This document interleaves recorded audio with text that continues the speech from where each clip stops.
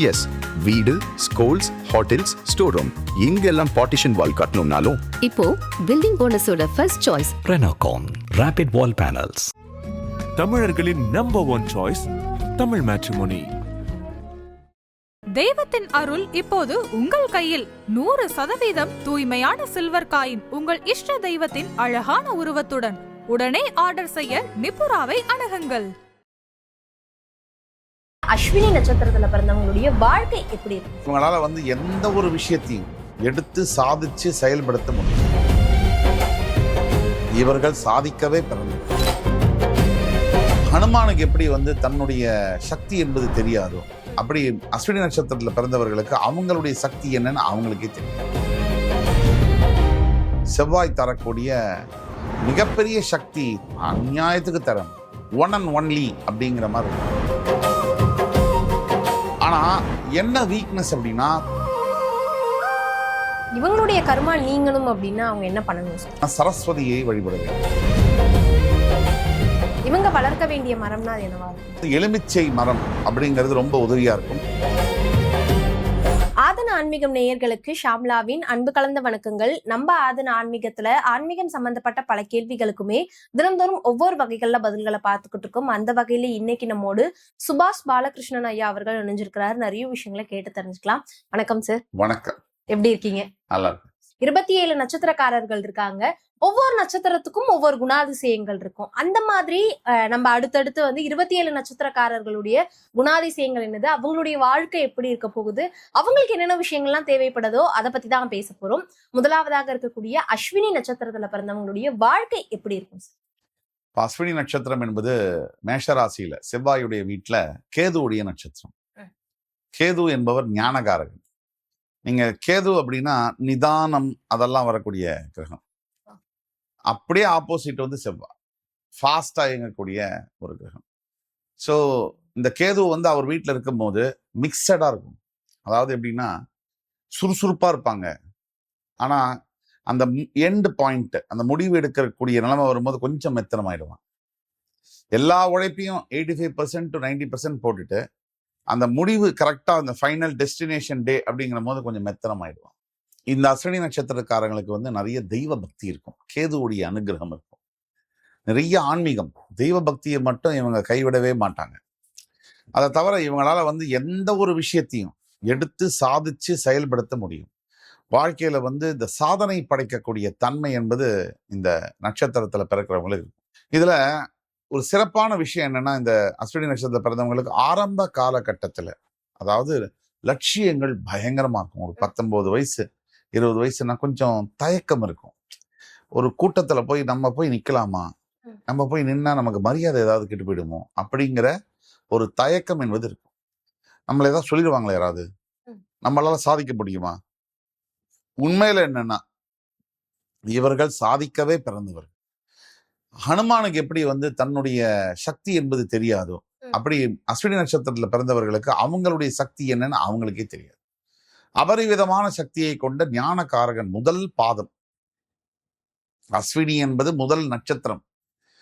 காலபுருஷ தத்துவப்படி மேஷராசி முதல் ராசியில முதல் நட்சத்திரம். அப்ப அந்த முதல் நட்சத்திரத்துல பிறக்கக்கூடிய இவர்களுக்கு ஒரு தயக்கம் என்பது கேதுவினால் ஏற்படுது.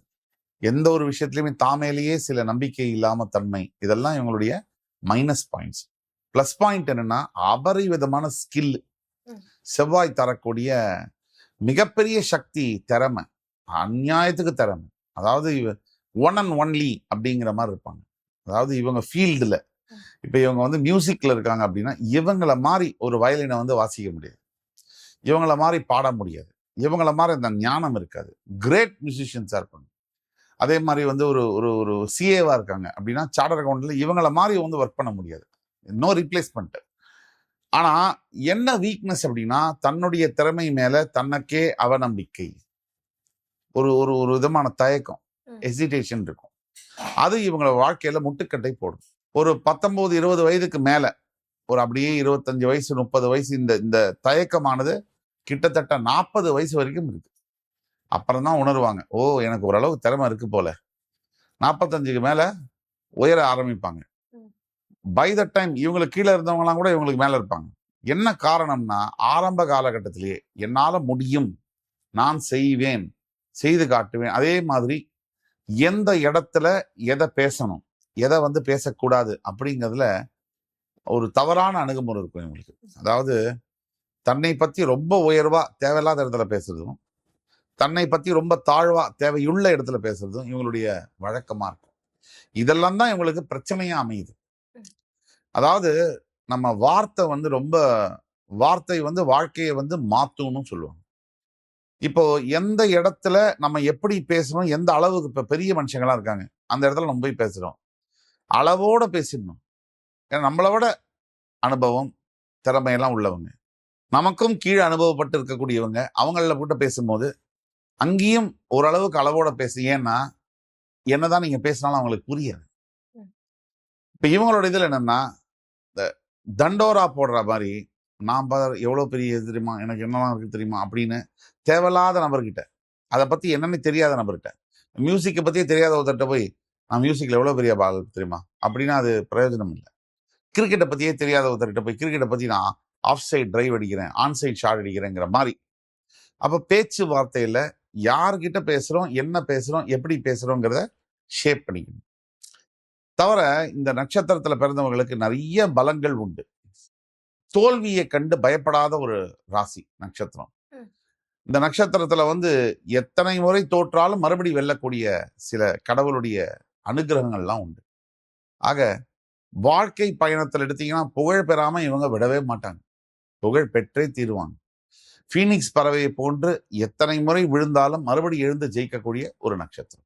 இவங்களுடைய கர்மா நீங்கணும் அப்படின்னா அவங்க என்ன பண்ணணும்? கர்மா நீங்கிறதுக்கு அதிதேவதையான சரஸ்வதியை வழிபட வேண்டும்.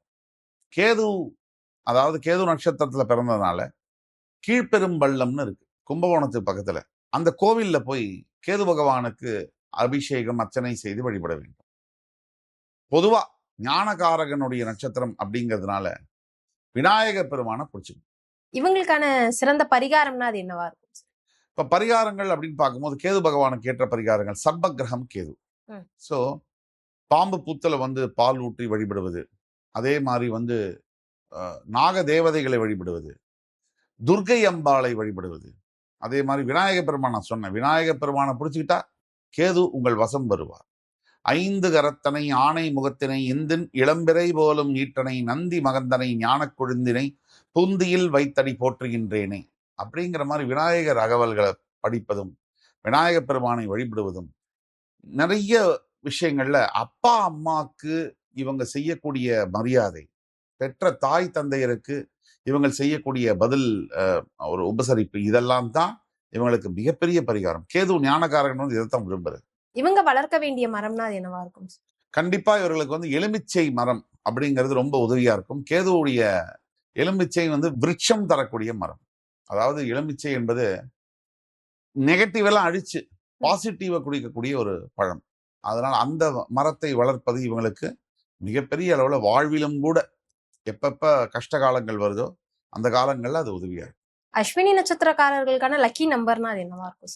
கண்டிப்பா 3ஆம் எண் என்பது அஸ்வினி நட்சத்திரக்காரங்களுக்கு ரொம்ப உதவியா இருக்கும். 3 அப்படிங்கிறது ஜெனரலா 3 பேர் போகக்கூடாதும்பாங்க. இவங்க வாழ்க்கையில பாத்தீங்கன்னா முக்கிய தேதிகள், இவங்க ஜெயிச்ச தேதி, வேலை கிடைச்ச தேதி, வாழ்க்கை மாற்றம், ஃபேவரலா எல்லாமே 3 சம்பந்தப்பட்டிருக்கும். அப்ப 3ஆம் நம்பர் என்பது அஸ்வினி நட்சத்திரக்காரங்களுக்கு பொதுவாகவே இருக்கும். இதுல விதிவிலக்குகள் உண்டு, விதிவிலக்குகள் விதியாகாது. பெரும்பாலும் அஸ்வினி நட்சத்திரக்காரர்களுக்கு 3ஆம் எண் வந்து கை கொடுக்கும். இந்த புகைப்படத்தை வந்து பார்த்துக்கிட்டே இருந்தீங்கன்னா உங்களோட லைஃப்ல ஒரு பெரிய அச்சீவ்மெண்ட் கிடைக்கும் அப்படின்னா அது என்னவா? கண்டிப்பா கேதுவுடைய நட்சத்திரம் அப்படிங்கிறதுனாலேயே மகாவிஷ்ணு உடைய படங்களை பார்ப்பதும் பெருமாள் அவரை சேவிப்பதும் இவர்களுக்கு வாழ்க்கையில திருப்பங்களை தரும். கவனம் வேண்டிய விஷயங்கள்லாம் என்னவா இருக்கும் சார்? ஒரே ஒரு கவனம், ஹெல்த்தை வந்து கவனம் இல்லாம விட்டுறது, பின்னாடி வந்து அலறுது. கேது சம்பந்தப்பட்ட நட்சத்திரம் அப்படிங்கிறதுனால அடிவயிற்று பகுதியில வந்து சர்ஜரி, அதாவது ஒரு ஹெர்னியா, அப்பெண்டிசைட்டிஸ் போன்ற வியாதிகள் வருவதற்கான வாய்ப்புகள் அஸ்வினி நட்சத்திரக்காரங்களுக்கு அதிகமாக உண்டு. தவிர நுரையீரல் சம்பந்தப்பட்ட பிரச்சனைகள் வருவதற்குமான வாய்ப்புகளும் உண்டு. இந்த 2 விஷயத்தையும் மிக கவனமாக இருக்க வேண்டும். அஸ்வினி நட்சத்திரத்துல பிறந்தவங்க தொழில்ல ஈடுபடலாமா சார்? அவங்களுக்கும் அந்த தொழிலுக்கும் எவ்வளோ கனெக்டிவிட்டி இருக்கும்? அஸ்வினி நட்சத்திரத்துல பிறந்தவங்க கண்டிப்பா தொழிலில் ஈடுபடலாம், தவறே கிடையாது. அதுல ப்ரொஃபஷனா இருக்கிறது வேற, பிசினஸ்ங்கிறது வேற. நான் சொல்றது ப்ரொஃபஷனா இருக்கக்கூடிய தொழில ஈடுபடலாம். ஒரு டாக்டர், ஒரு வக்கீல், ஒரு அஸ்ட்ராலஜர், ஒரு கெமிக்கல் லெபரட்டரி இது இந்த மாதிரிலாம் இருக்கலாம். பிசினஸா நடத்தும் போது பெருமளவுல ரசாயனம் சம்பந்தப்பட்ட பார்மசிட்டிக்கல் பிசினஸ் கை கொடுக்கிற அளவு விளையாட்டுங்கிறது ஒரு ப்ரொஃபஷன் தான். அதை பிசினஸா பண்ணும்போது அதையும் ஸ்போர்ட்ஸ் மெட்டீரியல் ஷாப் அந்த மாதிரி இருக்கும்போது கை கொடுக்கும். ப்ரொஃபஷனா பண்ணா மருத்துவம், விளையாட்டுத்துறை, நான் சொன்ன மாதிரி நிறைய துறைகள் கை கொடுக்கும். அஸ்வினி நட்சத்திரக்காரர்களோட ஒத்து போகிற நட்சத்திரம்னா அது என்னவா இருக்கும் சார்? அஸ்வினியோட ஒத்து போகின்ற நட்சத்திரங்கள் பூரம் நட்சத்திரம் ஒத்து போகலாம், அதே மாதிரி பூராட நட்சத்திரம் ஒத்து போகலாம், அது மாதிரி சுக்கிரனுடைய நட்சத்திரங்கள் ஒத்து போகலாம், அது தவிர குரு பகவானுடைய நட்சத்திரங்கள் ஒத்து போகலாம். அஸ்வினிக்கு பெரும்பாலும் புனர்பூசம், அதே மாதிரி விசாக நட்சத்திரம், அதே மாதிரி பூரட்டாதி நட்சத்திரம், இந்த நட்சத்திரங்கள்லாம் அஸ்வினிக்கு ஒத்து போகக்கூடிய நட்சத்திரங்களா நம்ம பார்க்கிறோம் பெரும்பாலும்.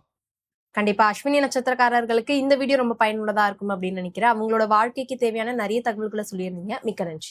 நன்றி.